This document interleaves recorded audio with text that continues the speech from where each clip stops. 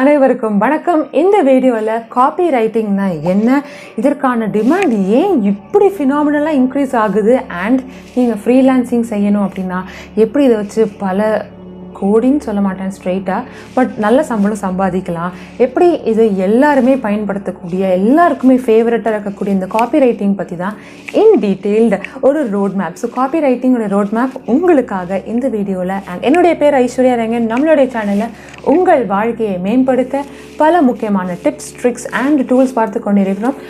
Okay, first நான் ஒரு கிளாரிட்டியை கொடுக்கணும். காப்பி ரைட்டிங், நான் இவ்வளோ நாள் பேசின ரைட்டிங் டபிள்யூ இல்லை வரக்கூடிய ரைட். சில பேர் இந்த யூடியூப் காப்பி ரைட் கிளைம் அப்படின்றதுல காப்பி ரைட் கிளைம் அது RIGHT. நமக்கு அதுக்கும் இதுக்கும் சம்மந்தம் இல்லை, அது லீகல் டேர்ம்ஸ், அதெல்லாம் நமக்கு தெரியாது. எல்லாரும் இன்னொரு விஷயம் நான் சொல்லிடுறேன். எல்லாரும் நினைப்பாங்க காப்பி ரைட்டிங்க்கு இங்கிலீஷ் தாறுமாறாக இருக்கணும் அப்படின்னு.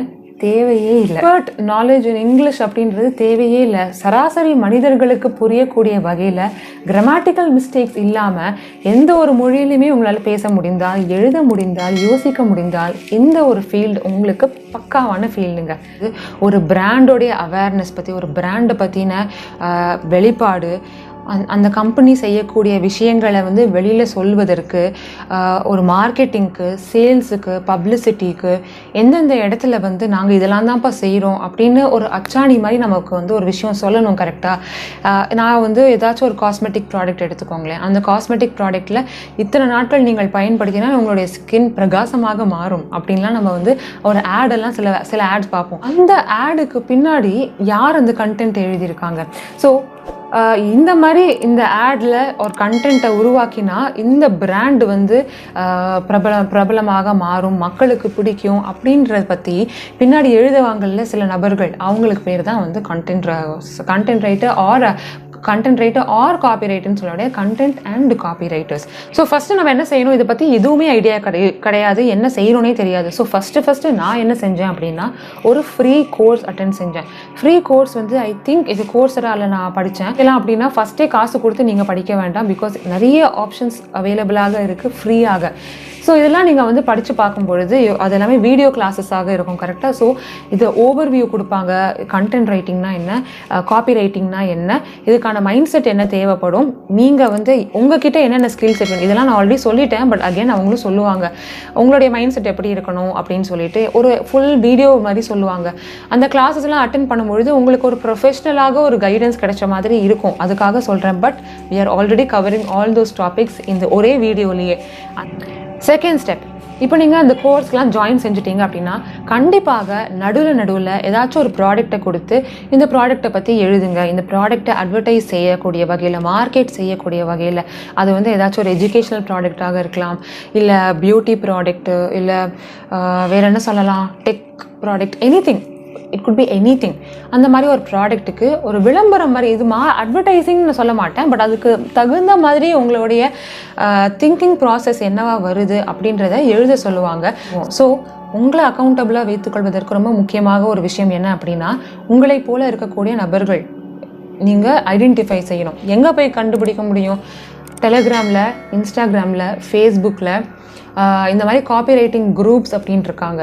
இன்ஸ்டாகிராமில் காப்பி ரைட்டிங் கோச்சஸ் அப்படின்னு இருப்பாங்க. அந்த கோச்சஸ்லாம் நியூஸ் லெட்டர்ஸ் அப்படின்னு ஒன்று ரிலீஸ் செய்வாங்க.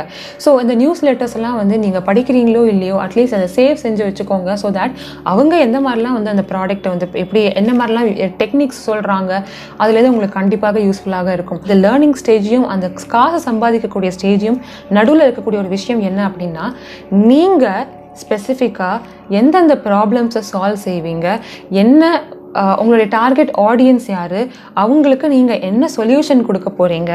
ஃபார் எக்ஸாம்பிள் உங்களுடைய டார்கெட் ஆடியன்ஸ் அப்படின்றது ஒன்லி பியூட்டி இண்டஸ்ட்ரி அப்படின்னா, பியூட்டி இண்டஸ்ட்ரியில் இருக்கக்கூடிய மிகப்பெரிய பிராண்ட்ஸ் எல்லாம் உங்களை அப்ரோச் செய்வாங்க. அந்த பிராண்ட்ஸுக்கு நீங்கள் என்ன செய்வீங்க? வெறும்னா ஒரு பெர்ஃப்யூமுக்கு product content creation and copy செய்கிறீங்களா, என்ன செய்ய போகிறீங்க அப்படின்றதையும், அதை எப்படி செய்ய போகிறீங்க அப்படின்ற ஒரு தெளிவையும் நீங்கள் உருவாக்கணும். அதாவது உங்களுடைய டார்கெட் ஆடியன்ஸ் யார், அவங்களுக்கான ப்ராப்ளம்ஸை எப்படி நீங்கள் சால்வ் செய்ய போகிறீங்க, எப்படி சால்வ் செய்ய போகிறீங்க அண்ட் என்ன செய்ய போகிறீங்க அப்படின்ற இந்த மூணுத்தையும் சொல்வது தான் நீஷ் ஸ்கில் செட் அப்படின்றத நம்ம சொல்லுவோம். சரி, இப்போ ஒரு கம்பெனி உங்ககிட்ட வராங்க, ஏதோ ஒரு ஹெல்த் கேர் கம்பெனி, அந்த கம்பெனிக்கு நீங்கள் ஒரு சர்வீஸ் செய்ய போகிறீங்க. என்ன சர்வீஸ் நீங்கள் செய்கிறீங்க அப்படின்னு கேட்டாங்க அப்படின்னா, you should be able to tell that நீங்கள் வந்து ஒரு ஹெல்த் கேர் டொமைன்லேருந்து வரீங்க, நானும் அதே நீஷில் தான் இருக்கேன், so we can start to work. என்னுடைய அது என்ன சொல்யூஷன்ஸ்லாம் வந்து என்ன மாதிரி இருக்கும் அப்படின்னா, நான் வந்து இமெயில்ஸ்க்கு ஒர்க் செய்வேன், ஆட்ஸ், பிளாக்ஸ், போஸ்ட், அந்த மாதிரி இந்த எல்லாத்துலேயுமே வந்து நான் வந்து ஒர்க் செய்திருக்கிறேன். ஸோ உங்களுக்கு இதில் எது வேணும் அப்படின்னு சொல்லிட்டு you can have a discussion. இந்த மாதிரி தான் போகும். ஓகே, நான் சொல்லக்கூடிய எக்ஸ்பீரியன்ஸஸ் எல்லாமே நான் வந்து அவங்களுக்கு நான் ஒர்க் செஞ்சேன், இந்த பெரிய பிராண்டுக்கு ஒர்க் செஞ்சேன், அந்த ஆட்டோமொபைல் இண்டஸ்ட்ரிக்கு ஒர்க் செஞ்சேன் அப்படின்லாம் சொல்லும் பொழுது நம்மளுடைய கஸ்டமர் வந்து நம்பணும் அப்படின்னா உங்களுக்கு ஒரு போர்ட்ஃபோலியோ அப்படின்றது ஒன்று வேணும்.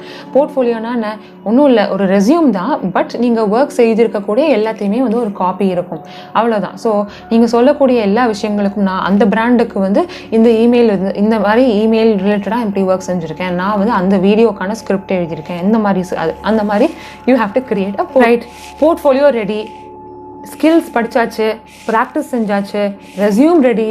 அடுத்து என்ன செய்யணும், கம்பெனிக்கு அப்ளை செய்யணும். இது நார்மல் கம்பெனியாக இருந்தால் சரி. ஆனால் நம்ம இப்போ ஃப்ரீலான்சிங் வேலை செய்கிறோம்.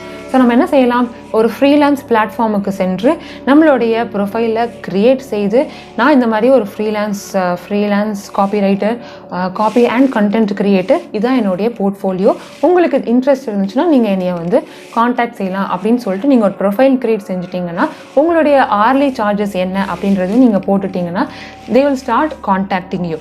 இதை தவிர நீங்கள் வந்து ப்ரொஃபஷ்னலாக ஒரு ஹைடெக், அதாவது இன்னும் கொஞ்சம் ஸ்டாண்டர்டான ஒரு மார்க்கெட்டை வந்து அப்ரோச் செய்யணும், ஒரு நல்ல நல்ல பிராண்ட்ஸ்லாம் உங்களை அப்ரோச் செய்யணும் அப்படின்னு நினச்சிங்க அப்படின்னா லிங்க்டின் தான் உங்கள் பெஸ்ட்டு.